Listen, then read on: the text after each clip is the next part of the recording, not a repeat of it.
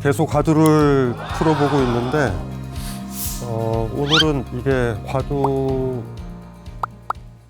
이게 누가 이거 집중을 더 해야 되느냐라고 생각을 하면 배운 사람들, 고졸 이상, 그러면 거의 다죠, 우리한테는.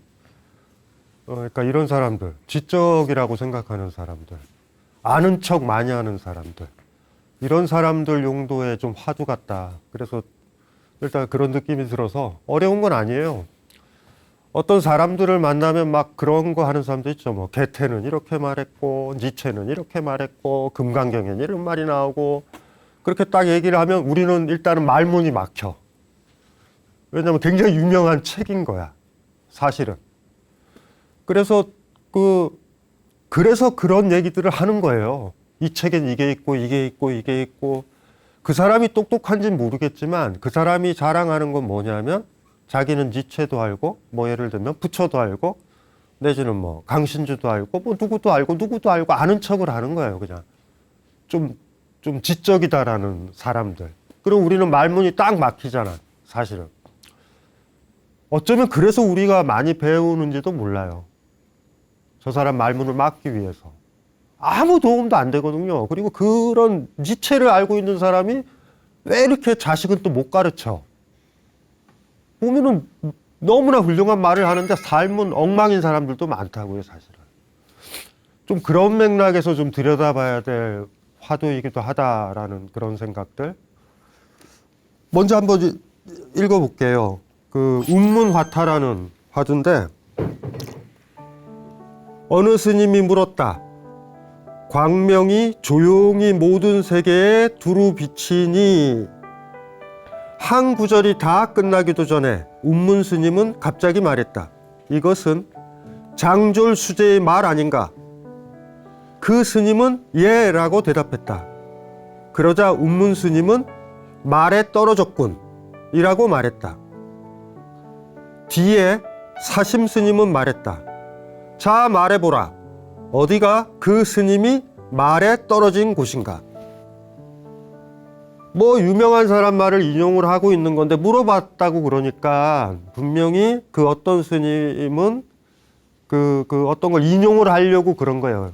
인용이 꽤 구절이 되겠죠? 그 첫째 말을 딱 하자마자 운문 스님이 얘기한 거예요. 그냥. 그거 장졸수제가 했던 말이잖아. 했더니 그 스님이 말하다 말고 네! 그래 버린 거야. 그랬더니 운문 스님이 그런 거야. 말에서 떨어졌다. 말에 떨어졌다. 그게 하나의 에피소드예요. 근데 그 에피소드를 가지고 한참 시대가 지난 다음에 사심 스님이 이거를 화두 삼아 던진 거야. 제자들한테. 말에서 떨어진 데가 어디냐? 말에 떨어진 데가 어디냐? 그 스님이. 어딘지 말해봐라. 딱 이렇게 지금 얘기를 하는 거예요. 그러니까 우리는 뭐 뒤에 사심 스님 얘기는 그냥 약간 좀 지적일 수도 있죠. 어느 부분에서 떨어졌는가? 말에 떨어졌다. 앞에 있는 말에 떨어졌다라는 표현 있는 거, 어느 스님과 운문 스님 있잖아요. 그 얘기에서도 그냥 말에 떨어졌다는 말이 무엇인지 알면 되고, 사신 스님 얘기에는 그러면 구체적으로 어느 부분에서 말에 떨어졌다고 평가를 내렸는가? 운문 스님이. 말에 떨어졌군 이랬잖아요. 그러니까 어디에서 떨어졌는가? 요거를 좀 생각을 해보는 게 오늘 그 재밌는 거고, 여기 장졸 수제라는 사람이 나오죠. 이 수제라는 건 지금 우리 수제라는 말 쓰잖아요. 공부 잘하고 뭐 좋은 대학 가면 수제라는 말을 쓰는데, 수제는 뭐냐면 과거 시험에 합격은 했는데 벼슬에 아직 임용이 안 된 거야. 이런 사람들을 수제라고 불러요. 그러니까 장졸이 이름인 거야. 그러니까 원래는 뭐 이렇게 뭐 이름을 붙여야 되잖아. 뭐 시장이든 무슨 뭐 과장이든 붙여야 되는데 그 자리가 없으니까. 그렇다고 그래서 당선인 같은 거야. 당선인. 일종의. 장졸 수제의 장졸이라는 사람이에요. 이 사람이 과거 시험에 붙었는데 또 불교의 조예가 깊었던 사람이에요. 그러니까 꽤 유명한 사람이죠. 그러니까 어떤 점에서는 또 재밌는 거죠. 불교의 한 전통이기도 해. 예를 들면 다른 종교에서는 종교 지도자를 빼놓고 기독교 같은 경우는 얘기 못 하잖아요, 사실. 근데 불교라는 거는 내가 주인이 되면은 내가 그렇게 붙여잖아요. 그렇기 때문에 사찰에 굳이 없어도 돼요. 일반 사람이어도 상관없다고. 그래서 그 우리나라에서도 꽤 유명한 사람이 이통현. 중국의 뭐냐면 중국의 일반인이에요, 일반 지식인. 신화엄경론이라고 화엄경에 대한 그 논문을 쓴 사람이에요. 일종의 긴 논문을, 박사 논문 같은 신화엄경론. 보조국사 진울서부터 우리나라 스님들한테 굉장히 큰 영향을 미치는 책이거든요. 스님이 쓴 게 아니에요. 그 이통현이라는 사람도 있고, 그 다음에 여기 장졸이라는 사람도 있어요. 그래서 이제 그 얘기를 하는 거죠. 뒷조사를 해야 되잖아요. 이게 무슨 얘기인데 어떤 얘기길래 어떤 스님이 운문 스님한테 했을까? 여기 화면에는 안 올라갈 거예요. 나중에 아마 방송 밑에는 여기 자막으로 올라갈 텐데, 그 장졸 수재가 썼었던 그 말이 꽤 유명해서 굉장히 쉽게 찾을 수 있어요. 오등해원이라는 책. 등잔 비유 기억나죠? 선불교는 전등사처럼 등불이 전달된다. 요거 굉장히 다른 느낌이에요, 많이. 왜냐하면 인도 불교에서는 굉장히 강한 게 수레의 비유야. 법륜. 불법의 수레. 그런데 동아시아에 들어오면서 비유가 수레가 아니라 등불로 변해요, 많이. 그러니까 제가 누누이 얘기했잖아요. 내가 예를 들면은 사과나무다. 그러면 사과나무가 타올랐을 때, 그러면 그 불빛의 색깔과 배나무나 다른 나무가 타올랐을 때 불빛은 다르죠. 불은 불인데. 부처는 부처인데 다르다고. 그런데 예를 들면 사과나무가 녹색 불빛이 났는데 배나무가 녹색 불빛이 났다. 그러면 이거 가짜인 거예요. 있을 수가 없는 거야. 흉내낸 거예요. 그래서 이 불빛 비유가 굉장히 재밌어요, 사실. 다른 사람 불에 의지하는 게 아니에요. 날파리처럼 저기 불 있다 그래서 쪼르르륵 가가지고 그런 게 아니야. 내 삶을 내가 비추는 거죠, 이 주변을. 그러니까 주인의 비유로는 굉장히 괜찮죠. 인도 불교의 비유는 오히려 수레의 비유가 많아요. 그래서 예를 들면 대승, 소승만 하더라도 그 승이 수레 승자잖아요. 작은 수레, 큰 수레. 그리고 그 바퀴를 법륜이라고 그러거든요. 그러니까 그게 뭐냐면 가르침의 수레바퀴라는 소리예요. 그래서 초전 법륜이라는 말 많이 쓰죠. 첫 번째 바퀴를 언제 움직였는가. 첫 번째. 그런 얘기들도 많이 해요. 근데 이제 동아시아에 들어오면서 그게 다 심플해진 거예요. 왜냐하면 불교 바퀴라고 그러면 뭔가 진문계고 누군가한테 흔적을 남기고 바퀴가 길을 가면서 땅에 흔적을 남기고 이런 느낌이잖아요. 저 사람도 불이 펑 터지는 그런 느낌은 아니잖아. 그래서 이 동아시아 불교, 선불교든 동아시아 불교에 보면 등불 얘기랑 등 얘기가 많이 나와요. 여기도 오등해원이라고 해서 등자가 이미 그 등잔이야, 등잔. 여기에 전체가 나오니까 장졸수재가 아까 제일 처음에 했었던 얘기가 뭐였어요? 광명이 조용히 모든 세계에 두루 비치니까지만 얘기를 했잖아요. 네. 그러면 전체 그 식구가 어떻게 되는지 제가 천천히 읽어 드릴게요. 왜냐하면 이 구절은 굉장히 중요한 구절이에요. 이 구절, 장졸이 잘못 얘기했다가 지금 포인트가 아니란 말이에요, 지금. 이 얘기 정도가 선불교라든가 어쩌면 불교의 정수를 요약할 수 있는 어떤 구절이다.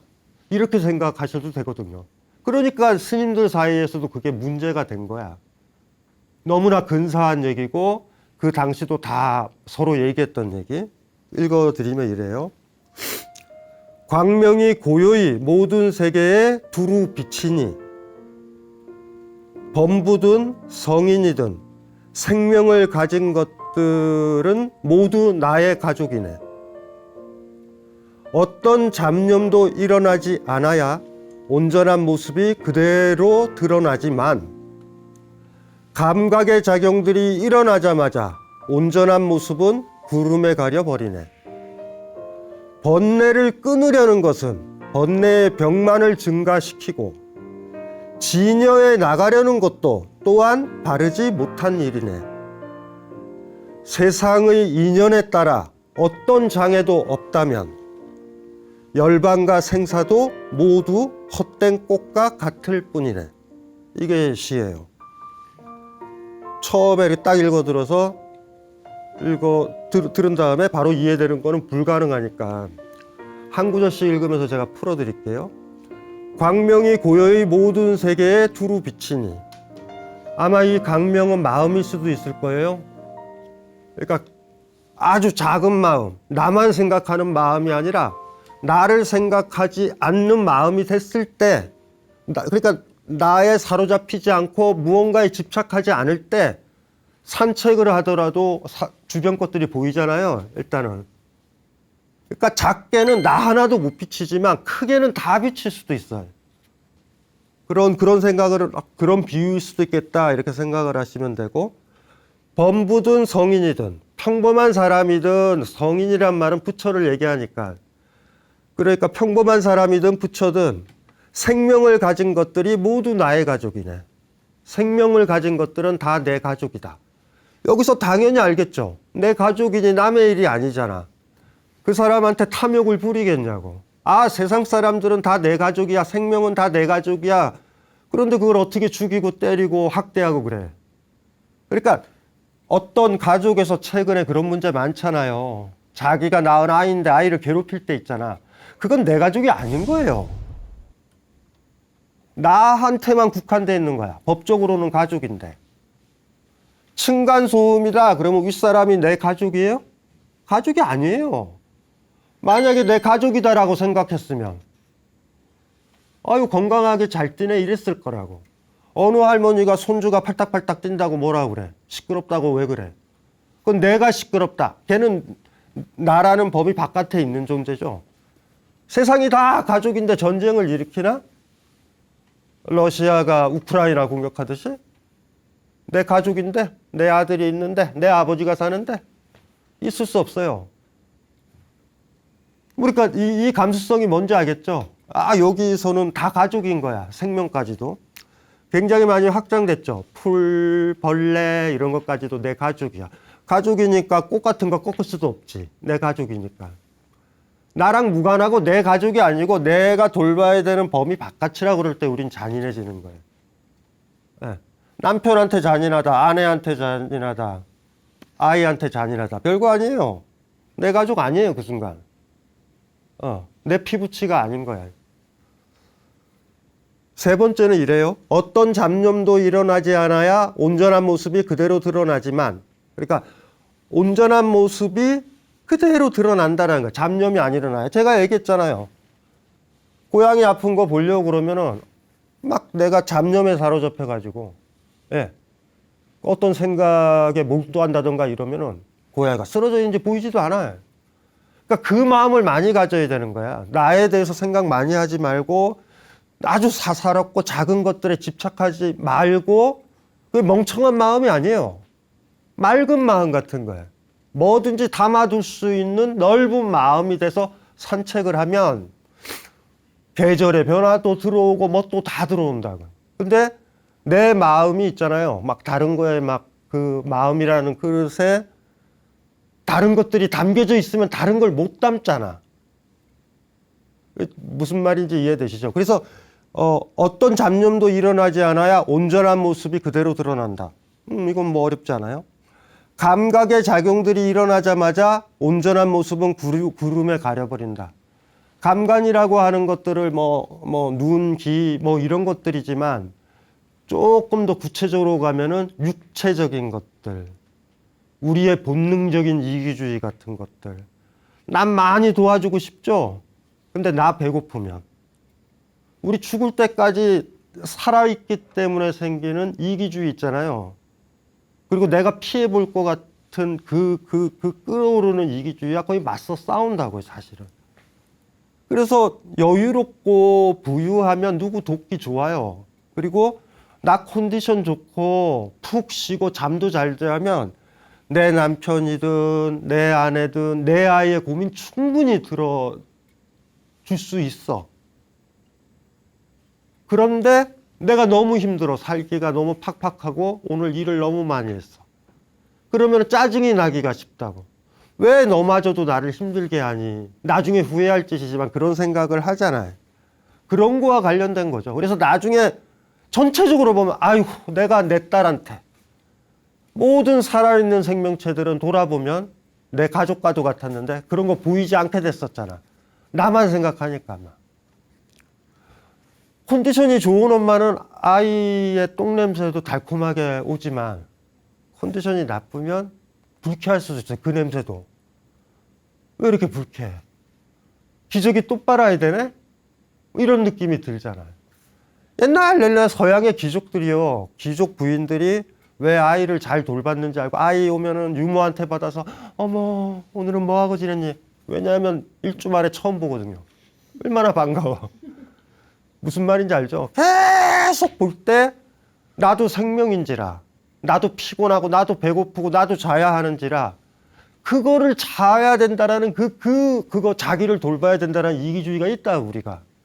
근데 그거대로 딱 해버리면 나중에 후회하는 거야. 아유 내가 못된 거다 이렇게 생각하면 또 힘들죠. 그거 아니거든. 그런 삶의 조건이 아니었으면 그렇게 안 했을 테니까. 그래서 사회가 좋아져야 된다는 의미는 별게 아니에요.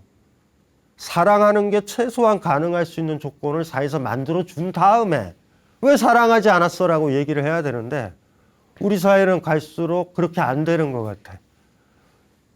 성인 되기가 너무 힘들어지는 그런 거. 그 다음에 그렇게 끝나고요. 다섯 번째 보면 번뇌를 끊으려는 것은 번뇌의 병만을 증가시킨다. 이건 뭐 별거 아니죠. 제가 얘기했잖아요.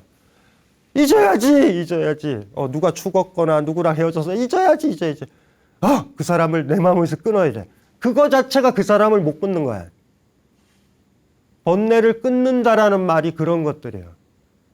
아이러니한 거죠. 다이어트 해야지. 실패해요.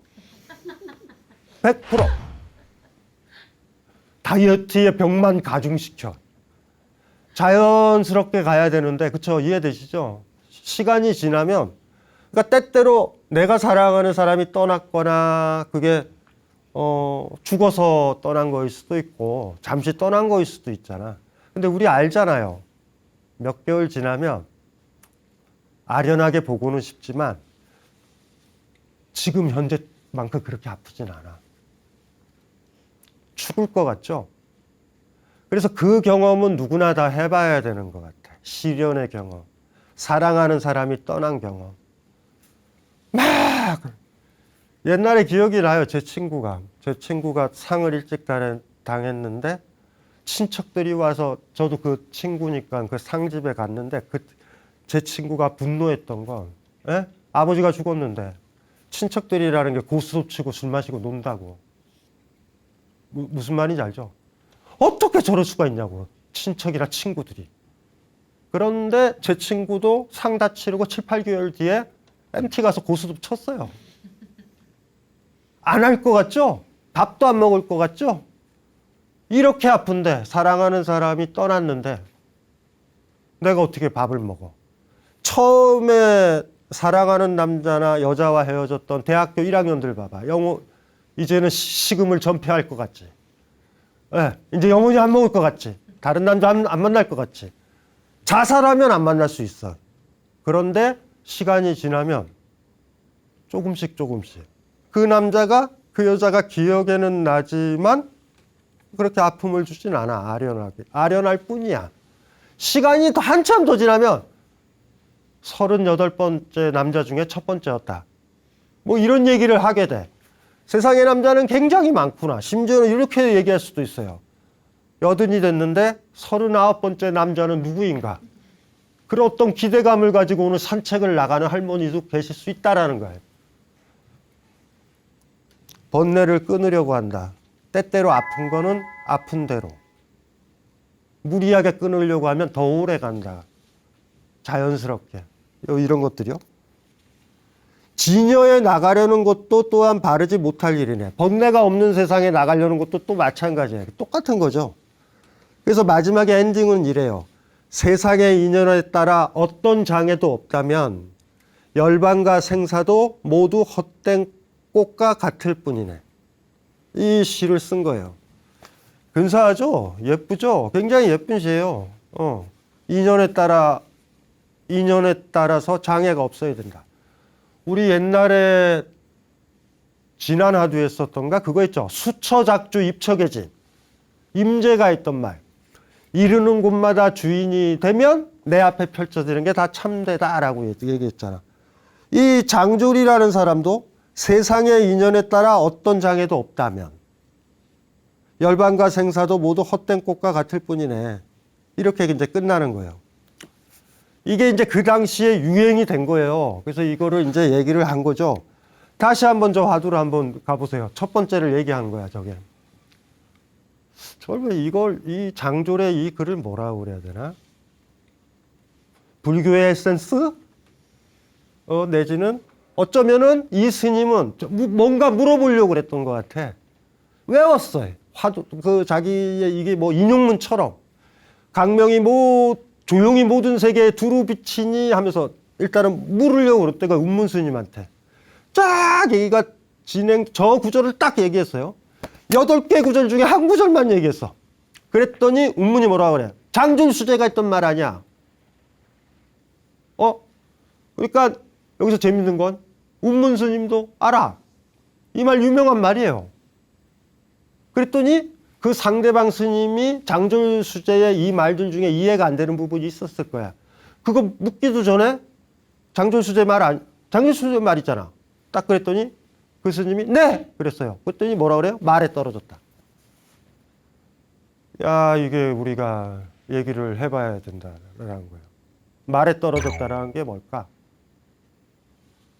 말에 떨어졌다. 말에 떨어졌다.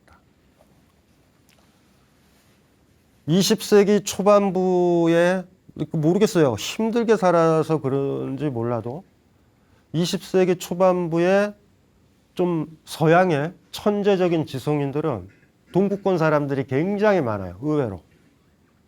예를 들면 양자역학만 해도 폰 노이만 같은 사람 굉장히 유명하죠. 게임 이론서부터 우리가 알고 있는 게임 이론이죠. 경제학의 게임 이론, 양자역학, 수학부터 천재예요. 천재 거의. 그리고 굉장히 많아요. 그렇게. 그중에 제가 하나 저만 간혹 얘기를 하는데 거의 얘기는 안 했다.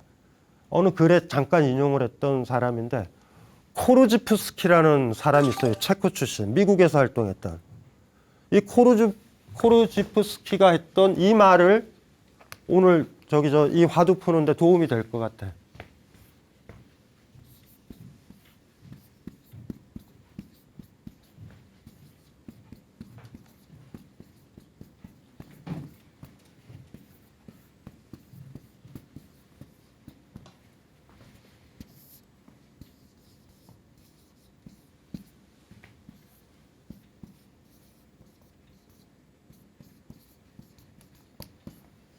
하나가 이렇게 해야 되겠다. 영토요. 테리토리. 지도는 영토가 아니다. 너무 자명한 말인데 외우고 살아야 돼. 사랑에 대한 책 같은 것도 지도야. 게테의 책도. 그런데 그건 내가 살고 있는 땅은 아니에요. 맞아. 그거는 게테가 느꼈었던 영토에서의 경험에서 나온 지도야. 그런데 그 책을 읽고서 게테의 젊은 베르테르의 슬픔을 읽고서 그거를 안다라고 해가지고 사랑을 잘할 것이냐. 이건 다른 문제예요. 외우고 살아야 된다고. 아이의 육아법 책이 있어. 지도야. 그걸 가지고서 내 아이는 다른 땅인데 다른 아이들의 땅을 그러니까 외국의 어떤 사람이 자기 아이를 돌보는 거야. 그 땅이에요. 애랑 관계를 맺으면 애를 더듬어야 되죠. 주변을 살펴야 되고 애가 어떻게 움직이는지 확인을 하고 아 이랬더니 애가 좋아지고 이랬더니 애가 스트레스 받는다를 가지고 조금 더 확장을 하겠지. 확자니까. 뭐 예를 들면 영국의 분위기라든가. 그래서 만들어. 국내 번역이 돼. 그러면 우리가 그걸 사요. 우리 땅에 안 맞는데 우겨. 굉장히 심각한 말이에요. 우리가 배우는 건 테리토리를 배운 적이 있느냐. 이건 맵만 배운다고 맵. 이거 배우고 아는 척을 하는 거예요. 다. 대개가 그래. 이건 자연과학자들도 마찬가지예요. 슈레딩거가 양자역학했지만 그 다음에 우리나라에서 박사학위 배워온 물리학자들은 그거를 그 사람들이 했었던 맵에 따라서 실험해가지고 논문 쓰고 해서 박사학위를 받은 사람이라고. 양자의 세계에 바로 붙어가지고 지도를 만든 사람들은 아니에요. 오히려 지금도 왜곡하고 있는지도 몰라요. 맵과 영토. 이거의 간격을 머릿속에 넣으면 굉장히 사실은 좋아요. 왜 선불교에서 분립 문자라고 그랬을까? 문자는 맵. 어떤 사람의 지도가 의미가 있을까요? 그곳을 가봤던 사람이 지도를 만들어야 되잖아. 이해되죠? 그럼 100%예요. 그런데 지도 만든 사람의 유일한 거는 그거예요, 사실은. 그래서 그 사람이 어떤 사람이 지도를 봤다면 그거를 내가 살고 있는 테리토리에 바로 적용하면 굉장히 위험하다라는 것도 알아야 되거든요, 사실. 그래서 요거를 머릿속에 넣어놓으면 많은 것들을 생각을 많이 해볼 수 있어. 지혜로운 게 뭘까? 자기 영역에서는요, 어떤 대학 교수가 우리 마을에 온다고 그래도 마을의 역사도 있고 그것도 있잖아. 근데 동네 할아버지 할머니들이 최소한 거기서는 최고 전문가예요. 절대 역사학자 교수나 누가 오더라도 이해되시죠? 그 사람처럼 몰라. 그러니까 이 지도가 어떤 의미가 있는지를 머릿속에 잘 넣어놔야 되는 것 같아요. 코르지프스키라는 그 사람이 했었던 유명한 표 같은 거예요. 지도는 영토가 아니다. 지도는 영토가 아니다. 장졸수제의 말은 지도예요, 영토야? 지도란 말이야. 그 지도를 지금 묻고 있는 거예요, 지금 지도에 대해서.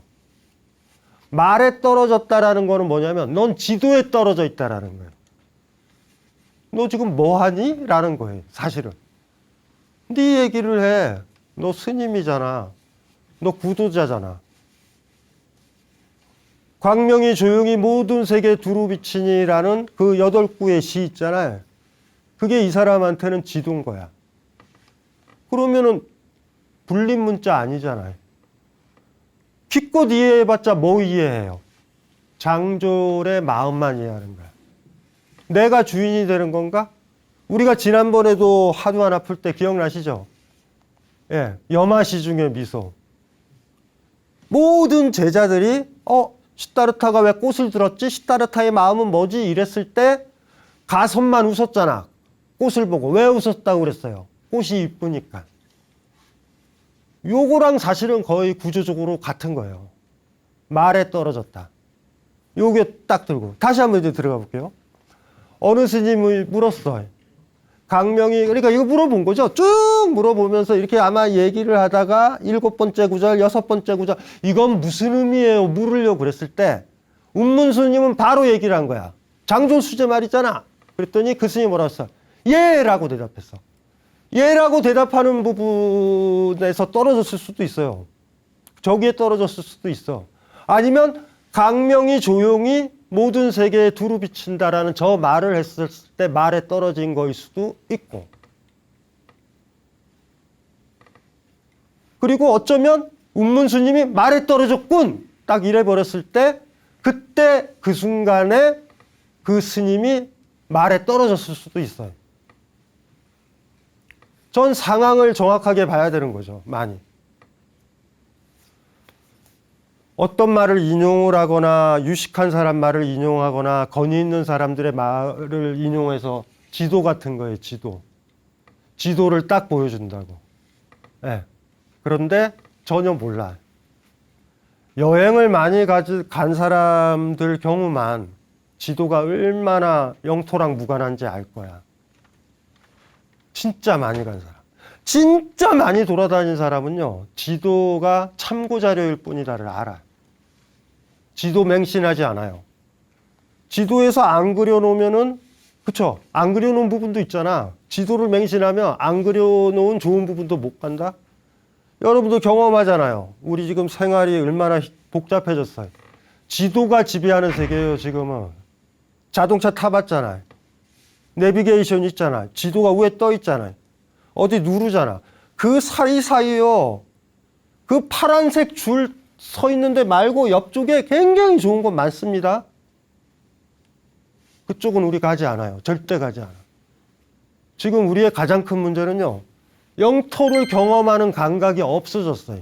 지도가 먼저 있고 거기에 검색어를 치고 그쪽으로 가. 그런데 그게 입체적인 화면 있잖아요. 그러니까 실시간 화면 위에 표시가 되니 리얼해 보여. 안 그래요. 누군가가 만든 지도야. 어떤 회사에서 홍보를 해가지고 맛집 같은 걸 업데이트 됐기 때문에 그게 검색이 되는 것 뿐이잖아요. 우리가 예전 우리 화두 풀 때 소유유 얘기했잖아요. 목적 없이 걷는 것. 그거랑 같은 전통이기도 해요. 이거 자체가. 그러니까 지도가 영토가 아니다라는 이 느낌들을 봐야 될 것 같아요. 예. 그 다음에 이제 뒤에 사심 스님이 또 말했잖아. 어디가 그 스님이 말에 떨어진 곳인가. 말에 안 떨어지려면 어떻게 해야 되죠? 장졸의 이야기를 얘기를 안 해야 되나? 아니면 운문 스님이 야 그거 네 말 아니잖아. 장졸의 말이잖아. 라고 했을 때 예! 이게 문제인가? 어디가 문제인 것 같아요? 이게 이제 여러분들이 고민을 해봐야 되는 거예요.